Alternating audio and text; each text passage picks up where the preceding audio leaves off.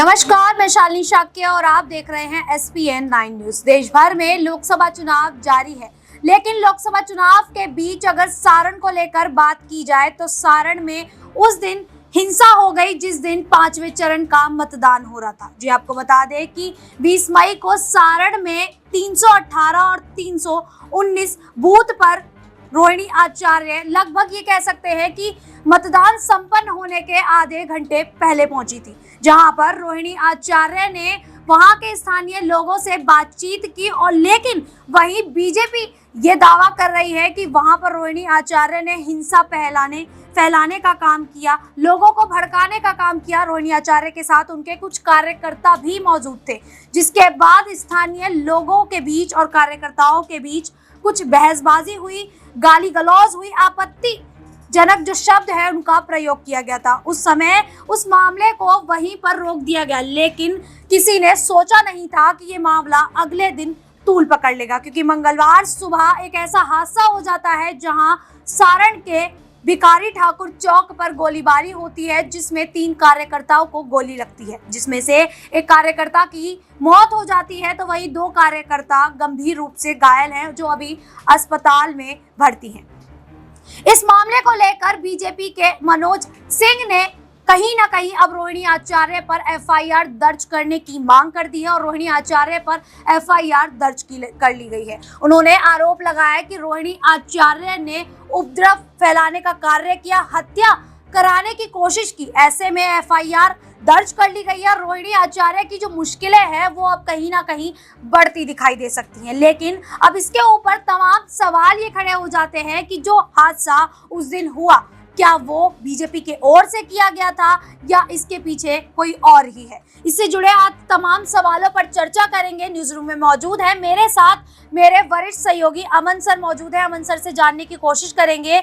Sir, जिस प्रकार से सारण में हिंसा हुई, किसी ने सोचा नहीं था कि ये हिंसा इतनी ज्यादा बढ़ जाएगी कि एक कार्यकर्ता की मौत भी हो जाएगी और 2 कार्यकर्ता भी काफी ज्यादा गंभीर घायल नजर आ रहे हैं, अस्पताल में भर्ती हैं, इलाज जारी है। रोहिणी आचार्य उन कार्यकर्ताओं से मुलाकात भी करके आई हैं, लेकिन जिस प्रकार से बीजेपी ने रोहिणी आचार्य पर आरोप लगाया, कहा कि रोहिणी आचार्य हिंसा फैलाने का काम कर रही थी, पोलिंग बूथ पर जाकर आचार संहिता का उल्लंघन किया उन्होंने, तो ऐसे में जो बीजेपी की ओर से आरोप लगाया गया है, क्या ये आरोप सही में सही है, सच है या नहीं, क्या लगता है आपको? देखिए, बिल्कुल पहली बात तो इस तरह की हिंसा कोई भी स्वीकार नहीं करेगा और चुनावों के दौरान तो कम से कम ऐसी हिंसा में किसी को भी विश्वास नहीं होगा, क्योंकि देखिए चुनाव का दौर है और यहाँ पर लोग अपना मतदान करते हैं। जाहिर बात है ऐसी हिंसा होगी तो तमाम सारे जो मतदाता हैं वो अपने घरों में चले जाएंगे, मतदान नहीं करेंगे। तो प्रमुख कारण तो यही है कि कम मतदान होता है इसका, और हिंसा होने के बाद लोगों में डर भी कहीं ना कहीं कायम हो जाता है। और जैसा हमने देखा कि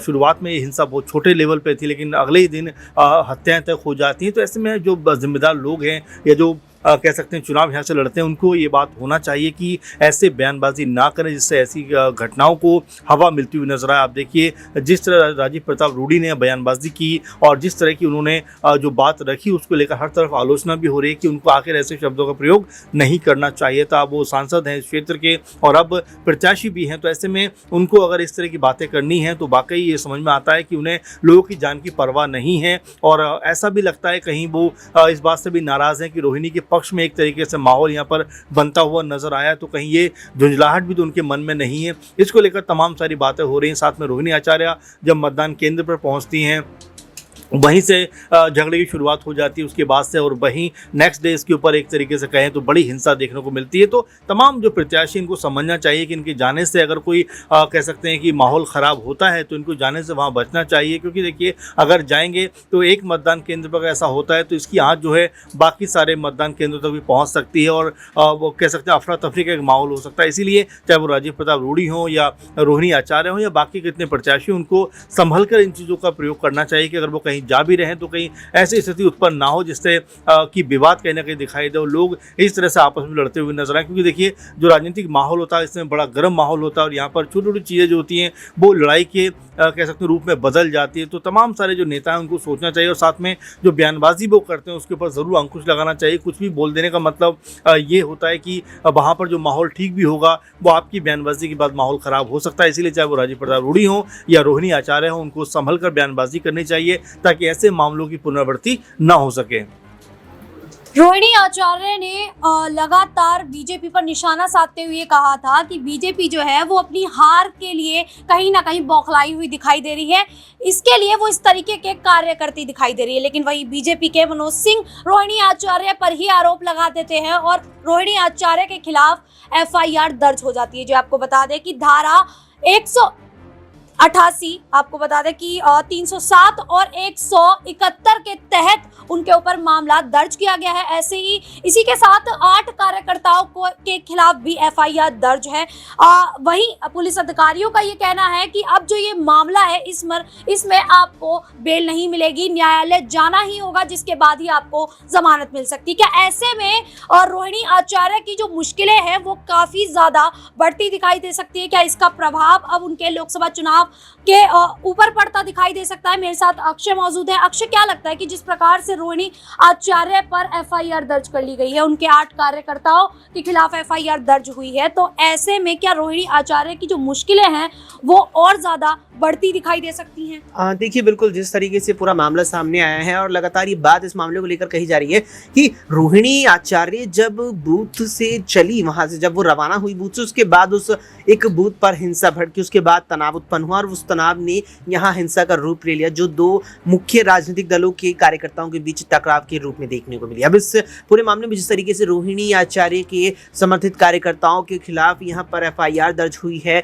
इसमें एक शख्स के मरने की भी खबर आई है, कई लोग घायल बताया जा रहा है। तो कुल मिलाकर के जिस तरीके से बात निकलकर सामने आती है कि रोहिणी आचार्य की क्या अब इस पूरे मामले के बाद मुश्किलें बढ़ जाएंगी, तो देखिए यहाँ पर नजर तो यही आ रहा है कुल मिलाकर के। बाकी अब देखना होगा कि इस पूरे मामले पर जिस तरीके से अब तक तमाम चीजें, तमाम बातें, जानकारियां सामने आ रही हैं, उसके बाद यहाँ पर क्या कुछ रवैया पुलिस का रहता है और किस प्रकार से यहाँ पर रोहिणी आचार्य भी इस मामले को लेती दिखती हैं।